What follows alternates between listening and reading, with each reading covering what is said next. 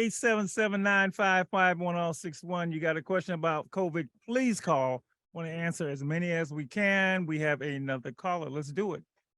Hi, you're on Street Soldiers. Hey, hey, Mr. Marshall. Hey, doctor. I was just calling to ask about what would you suggest in terms of a parent talking to a young person about the vaccine? Like, how do we encourage them, or how do we inform them so that they can make the best decision for their future in terms of the vaccine? So I'm a mom. I allow my children to make the decision for themselves medically. I definitely try to give them the resources and the information that they need to make the right choices. But I'm concerned. I've heard about the side effects.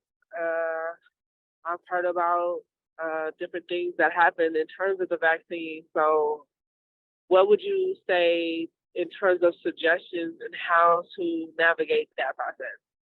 Well, thank you for your question. So, can I ask how old your children are? Are they young adults, kids? How old are your kids? I have a 26-year-old. I have a 10-year-old. I now have a 2-year-old who obviously doesn't have any option at all. Yeah.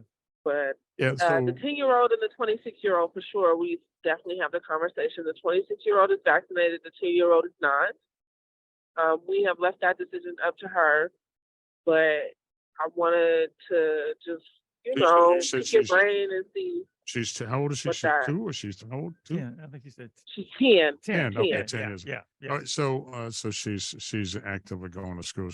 So let me just say the first thing is that I think the statement that the side effects are big, or there are really is really overblown. The side effects are not that significant given large numbers of people who have gotten the vaccine. So number one.